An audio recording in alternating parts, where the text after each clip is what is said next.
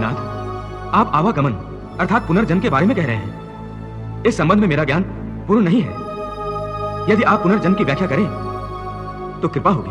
पार्थ, इस सृष्टि के प्राणियों को मृत्यु के पश्चात अपने अपने कर्मों के अनुसार पहले तो उन्हें परलोक में जाकर कुछ समय बिताना होता है, जहां वो पिछले जन्मों में किए हुए पुण्य कर्मों अथवा पाप कर्मों का फल भोगते हैं। फिर जब उनके पुण्यों और पापों के अनुसार सुख दुख को भोगने का हिसाब खत्म हो जाता है, तब वो इस मृत्यु लोक में फिर से जन्म लेते हैं। इस मृत्यु लोक को कर्म लोक भी कहा जाता है, क्योंकि इसी लोक में प्राणी को वो कर्म करने का अधिकार है जिससे उसकी प्रारब्ध बनती है। हे केशव, हमारी धरती को मृत्यु लोक क्यों कहा जाता है? क्योंकि हे अर्जुन, केवल इसी धरती पर ही प्राणी जन्म और मृत्यु की पीड़ा सहते हैं। अर्थात दूसरे लोकों में प्राणी का जन्म अथवा मृत्यु नहीं होती? नहीं अर्जुन, उन लोगों में प्राणी का न जन्म होता है और न मृत्यु, क्योंकि मैंने तुम्हें पहले ही बताया था कि मृत्यु केवल इस शरीर की होती है, आत्मा की नहीं। आत्मा तो न जन्म लेती है और न मरती है। तुमने तो यह भी कहा था कि आत्मा को सुख दुख भी नहीं होते, परंतु अभी कह रहे हो कि मृत्यु के पश्चात आत्मा को सुख भोगने के लिए स्वर्ग आदि में अथवा दुख भोगने के लिए नरक आदि में जाना पड़ता है। तुम्हारा मतलब यह है कि आत्मा को केवल पृथ्वी लोक पर ही सुख दुख नहीं होते, स्वर्ग अथवा नरक में आत्मा को भी सुख या दुख भोगने पड़ते हैं।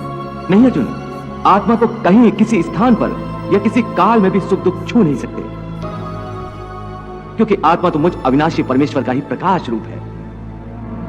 हे अर्जुन, मैं माया के अधीन नहीं, बल्कि माया मेरे अधीन है, और सुख दुख तो माया की रचना है। इसलिए जब माया मुझे अपने घेरे में नहीं ले सकती, तो माया के रचे हुए सुख या दुख मुझे कैसे छू सकते हैं? सुख दुख तो केवल शरीर के भोग हैं, आत्मा के नहीं। हे केशव, लगता है कि तुम मुझे शब्दों के मायाजाल में भरमा रहे हो। मान लिया कि सुख दुख केवल शरीर के भोग हैं, आत्मा इनसे अलिप्त है। फिर जो शरीर उनको भोगता है उसकी तो मृत्यु हो जाती है, वो शरीर तो आगे नहीं जाता। फिर स्वर्ग अथवा नरक में सुख दुख को भोगने कौन जाता है? जीव आत्मा। जीव आत्मा? हाँ पार्थ, जीव आत्मा। ये जीव आत्मा क्या है केशव? देखो, जब किसी की मृत्यु होती है तो असल में ये जो बाहर का स्थूल शरीर है केवल यही मरता है। इस स्थूल शरीर के अंदर जो सूक्ष्म शरीर है वो नहीं मरता। वो सूक्ष्म शरीर आत्मा के प्रकाश को अपने साथ लिए मृत्यु लोक से निकलकर दूसरे लोकों को चला जाता है।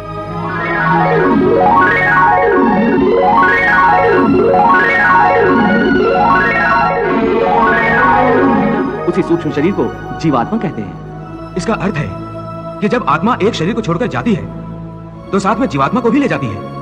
नहीं अर्जुन, ये व्याख्या इतनी सरल नहीं है। देखो, जैसे समुद्र के अंदर जल की एक बूंद समुद्र से अलग नहीं है, उसी महासागर का एक हिस्सा है। वो बूंद अपने आप सागर से बाहर नहीं जाती।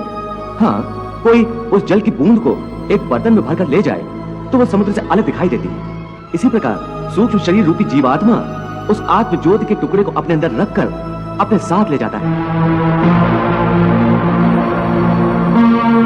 यही जीवात्मा की यात्रा है, जो एक शरीर से दूसरे शरीर में, एक योनि से दूसरी योनि में विचरती रहती है। हे महादेव, भगवान श्री कृष्ण परमात्मा, आत्मा और जीवात्मा की व्याख्या करते करते मनुष्य के स्थूल और सूक्ष्म शरीर की बात कर रहे हैं। मेरी ये जानने की इच्छा है कि इस सूक्ष्म शरीर का आकार क्या होता है? देवी, सूक्ष्म शरीर का आकार प्राणी के बाहरी स्थूल शरीर जैसा ही होता है, परंतु वो बहुत छोटा होता है, अति लघु रूप और इतना सूक्ष्म होता है कि साधारण मानवीय चक्षुओं से दिखाई नहीं देता।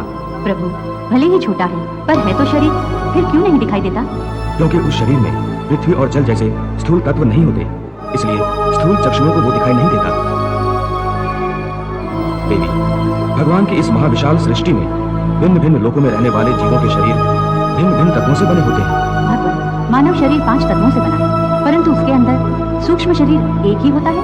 नहीं देवी, उस स्थूल शरीर के अंदर भिन्न भिन्न स्तर पर 5 शरीर होते हैं। पहला अन्नमय कोश, जो बाहर का स्थूल शरीर है, जिसे देखा जा सकता है। दूसरा प्राणमय कोश, यहां से सूक्ष्म शरीर आरंभ होता है, जिसे देखा नहीं जा सकता। यह प्राण शक्ति का केंद्र होता है। तीसरा मनोमय कोश, यह शरीर प्राणमय कोश से भी अधिक सूक्ष्म होता है। यह मन के विचारों से बना होता है, यह सूक्ष्म होता है, अर्थात साधारण नेत्रों की दृष्टि